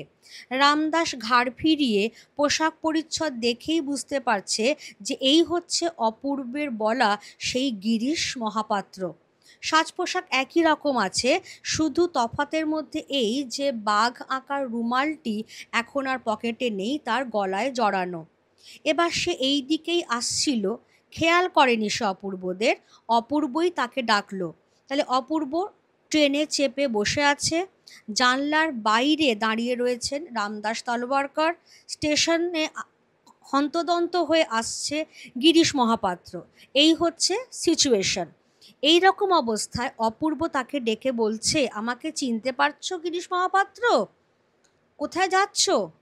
গিরিশ মহাপাত্র তাকে দেখি তাড়াতাড়ি করে সেই দিকে এগিয়ে আসছে, মস্ত একটা নমস্কার টেকছে এবং নমস্কার করে বলছে যে, চিনতে পারছি বই কি বাবু মশাই, নিশ্চয়ই চিনতে পারছি, তো কোথায় যাচ্ছেন? অপূর্ব বলল, আপাতত ভামো যাচ্ছি। তুমি কোথায় যাচ্ছ? তখন গিরিশ মহাপাত্র বলছে যে, আগে এনানজাং থেকে আমার দুজন বন্ধু লোকের আসার কথা ছিল, বলেই সে কথা পাল্টে সেদিনকার কথা বলছে। অর্থাৎ দেখো, যেটা আমি বললাম, কন্টিনিউটি। সব্যসাচী মল্লিক কিন্তু সেই দিনকার অভিনয়টার সূত্রটা ধরে রেখেছেন। তিনি বলছেন যে, আমাকে কিন্তু বাপু আপনারা সেদিন শুধু শুধুই ঝুটমুট এমনি এমনি হয়রান করলেন। হ্যাঁ, আমি মানছি যে বাইরে থেকে কেউ কেউ আফিং সিদ্ধি লুকিয়ে লুকিয়ে এদেশে আনে, কিন্তু আমি এসবের মধ্যেই নেই, কারণ আমি খুবই ধর্মভীরু মানুষ। আমি বলি যে পরধর্ম হচ্ছে ভয়াবহ। কি দরকার এ সমস্ত করে, যেটা আমার ধর্ম নয়? চুরি ডাকাতি তো আমার ধর্ম নয়। চুরি ডাকাতি বা চোরাচালানি এ সমস্ত আমার ধর্ম নয়। কাজী এগুলো নিয়ে আমি কি করব? বরং এগুলো করলে পাপ হবে এবং সেই পাপের শাস্তি ভোগ করতে হবে, কারণ কপালের লেখা তো আর খণ্ডানো যাবে না।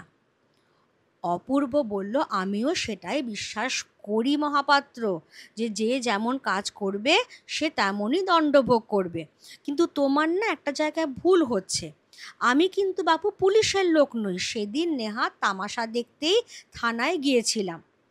এবার গিরিশ মহাপাত্র সেই কথাটাকেই ধরে আছে যে, হ্যাঁ ঠিক আছে মানলাম, কিন্তু একটু খেয়াল রাখবেন, কারণ পুলিশের চোখ পড়লে একটা চাকরিও আমার জুটবে না।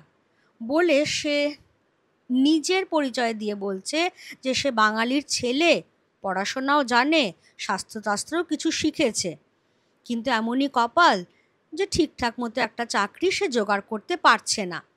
বলে সে এবার অপূর্বর পরিচয় জিজ্ঞেস করছে যে তার জাত কি। অপূর্ব বলছে, আমিও ব্রাহ্মণ। তখন গিরিশ মহাপাত্র তাকে আরও একবার মস্ত একটা নমস্কার ঠেকছে এবং নমস্কার করে সে বলছে, তাহলে বাবু আজকে আমি আসি, রাম রাম, বলে তাড়াতাড়ি সে চলে যাচ্ছে, কারণ ওই যে তার দুজন বন্ধু লোক আসবার কথা, তারা তার অপেক্ষায় রয়েছে।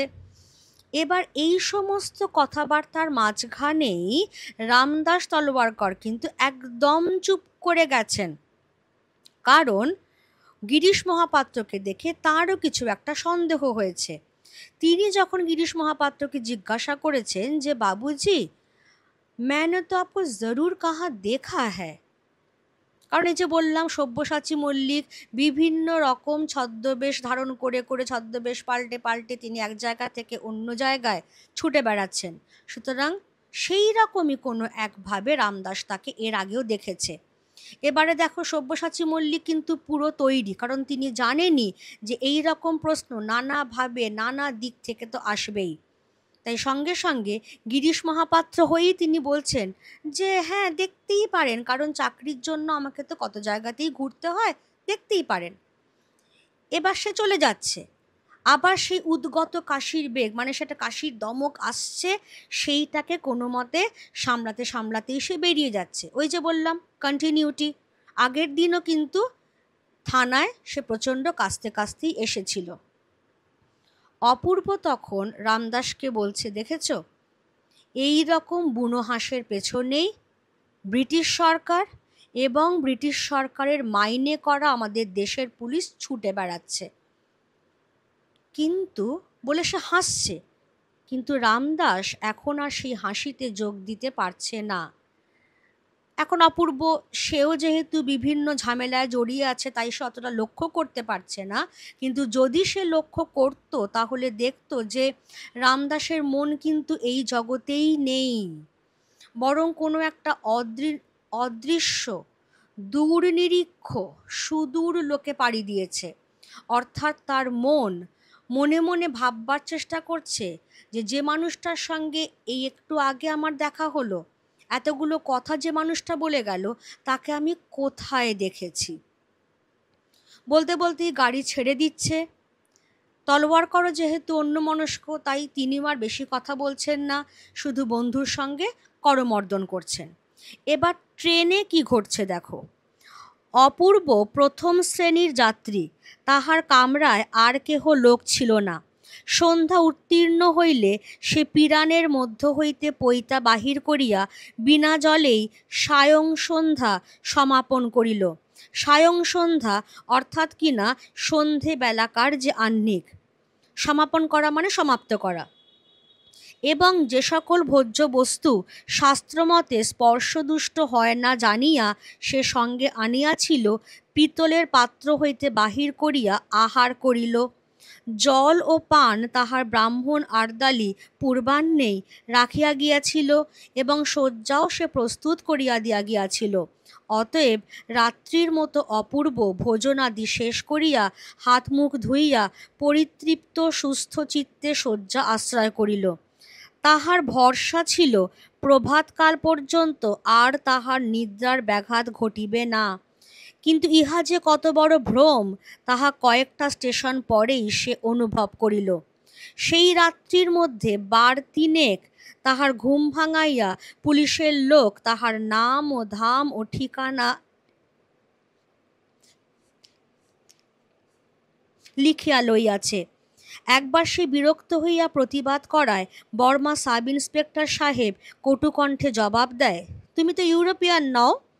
অপূর্ব কহে, না, কিন্তু আমি তো ফার্স্ট ক্লাস প্যাসেঞ্জার, রাত্রে তো আমার তুমি ঘুমের বিঘ্ন করিতে পারো না। সে হাসিয়া বলে, ও নিয়ম রেলওয়ে কর্মচারীর জন্য, আমি পুলিশ, ইচ্ছা করিলে আমি তোমাকে টানিয়া নিচে নামাইতে পারি। তাহলে এই ধরনেরই হচ্ছে অপমান এবং লাঞ্ছনা এবং অন্যায়। অপূর্ব প্রথম শ্রেণীর যাত্রী, সে খাওয়া দাওয়া করে সন্ধ্যাহ্নিক সমস্ত কিছু তার সারা হয়ে গেছে, সে সুস্থ পরিতৃপ্ত চিত্তে এবার সে একটু ঘুমোবে। তার কামরায় আর দ্বিতীয় কোনো যাত্রী নেই। তার ভরসা ছিল যে সে যেহেতু ফার্স্ট ক্লাসের যাত্রী, সেজন্য ভোরবেলা পর্যন্ত তার ঘুমের কোনো ব্যাঘাত ঘটবে না। কিন্তু এটা যে কত বড় ভুল ধারণা ছিল সেটা সে কয়েকটা স্টেশন পরেই বুঝতে পারল। কারণ সেই এক রাত্রিরেই অন্তত বার তিনেক পুলিশের লোক তাকে জাগিয়ে ডেকে তার নাম ধাম ঠিকানা, কোথা থেকে আসছে, কোথায় যাচ্ছে, কেন, কি বৃত্তান্ত, সমস্ত কিছু জিজ্ঞাসা করেছে তিনবার। এর মাঝখানে অপূর্ব যখন একবার বিরক্ত করে প্রতিবাদ করেছে, তখন বর্মা সাব ইন্সপেক্টর হাসতে হাসতেই বলেছে, তুমি তো ইউরোপিয়ান নও। তখন অর্থাৎ ইউরোপিয়ান হলে বিরক্ত করা হতো না, তুমি ভারতীয়, সেই জন্যেই এইটা তোমাকে সহ্য করতেই হবে।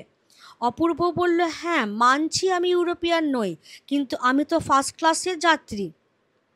তখন বর্মা সাব ইন্সপেক্টর তার ঔদ্ধত্যের সীমা ছাড়িয়ে বলছে যে ওই নিয়ম, অর্থাৎ ফার্স্ট ক্লাস প্যাসেঞ্জারের ঘুম রাত্রিবেলা ভাঙানো যাবে না, সেই নিয়ম রেলওয়ে কর্মচারীদের জন্য। কেমন? আমি পুলিশ, কাজেই আমি ইচ্ছে করলে তোমাকে ট্রেন থেকে নিচে নামিয়েও দিতে পারি। তাহলে এই ধরনের অপমান প্রতিটি ভারতীয় তখন সহ্য করছিল, এবং সেই ভারতীয়দের এই অপমান, এই অন্যায় অত্যাচারের হাত থেকে মুক্ত করবেন বলেই সব্যসাচী মল্লিকের প্রচেষ্টা। কেমন? আমরা তাহলে কয়েকটা অর্থ দেখে নেব। আফিং পোস্ত বীজ থেকে তৈরি হওয়া যে মাদক দ্রব্য, সিদ্ধিও তাই, মাদক রূপে ব্যবহৃত এক ধরনের গাছের পাতা, চলতি কথায় ভাং যেটাকে বলা হয়। দূরনিরীক্ষ অর্থাৎ যার প্রতি দৃষ্টিপাত করা দুঃসাধ্য, যা সহজে দেখা যায় না। সায়ং সন্ধ্যা মানে হচ্ছে সন্ধেবেলাকার আহ্নিক। আর কালচার, যেটা আমি আগেই বলেছিলাম, সংস্কৃতি, কোনো মানুষ বা কোনো জনগোষ্ঠীর শিক্ষা, আচার বিচার, পোশাক পরিচ্ছদ, রুচি, খাদ্যাভ্যাস সবই তার কালচার। কেমন? এই পর্যন্ত তাহলে আজকের ক্লাস থাকবে। পরের দিনের ক্লাসে আমরা কোয়েশ্চেন আনসার আলোচনা করব, যেটার লিঙ্ক তোমরা এই ভিডিওর সঙ্গেই পেয়ে যাবে। ক্লাসগুলো খুব মন দিয়ে করো, চ্যানেলটা সাবস্ক্রাইব করে নাও এবং বেল আইকনটা প্রেস করে নাও, যাতে ভিডিওগুলো যখন আসবে তোমাদের কাছে সেগুলো চলে আসে, এবং নিচে দেওয়া যে লিঙ্ক তাতে ক্লিক করলেই পরের ভিডিওটা ওপেন হয়ে যাবে, যেখানে আমি এই টেক্সটের ওপরে বেস করে কোয়েশ্চেন আনসার আলোচনা করে দিয়েছি। ঠিক আছে, আজকের ক্লাস তাহলে এখানেই থাকছে। Thank you everybody.